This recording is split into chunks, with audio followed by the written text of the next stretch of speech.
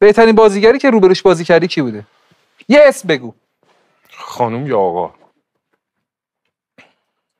دو تا اسم بگو. نه همون یه دونه میگم. دو تا میگم. یکی دو تاشو یهو آقا نگی. نه یکی شهاب حسینی. شهاب اصلا حسینی برام میگم از الگو بود کسی چه که جوریه؟ دلم همه میگه شهاب حسینی خیلی بازیگر خوبیه، یعنی چی؟ من نمیفهم یعنی چی. یعنی بازیگر کاریزماتیک و مثلا چه جوریه؟ جذاب. جلو روبروی شهاب حسینی بازی کردن چه حسی داره؟ ترسناکه؟ من واقعا انقدر شرایط برای من آروم کرد که نه اصلا.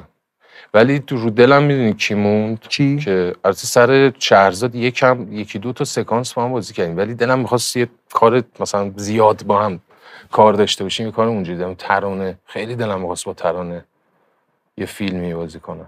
یعنی پس خانوم ترانه دوستی، آقا شهاب حسینی. آره بقیه کسایی هم که من باشون کار کردم واقعا همه خوب بودن. خدا رو شکر من با بازیگر ولی نه به اندازه شهاب حسینی و ترانه دوستی.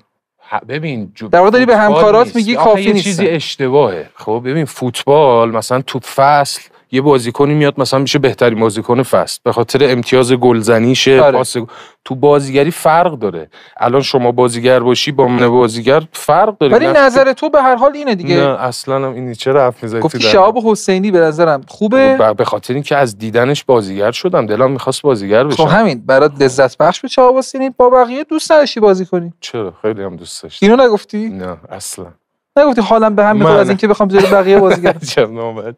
من همه بازیگرایی که تو مگه با پارسا پیروزفر بازی نکردی؟ نه ما تو بینوایان با هم بازی کردیم. تو بینوایان تو تئاتر موزیکال. خب باشه خوبه بازم. خب آره ولی خیلی با هم کار نداشتیم اونجا. اون نقطه درخشان اونم خیلی بازیگر خوب. خیلی دوستش دارم پارسا.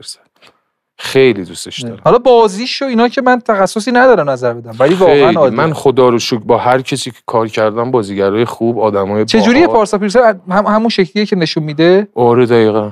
آره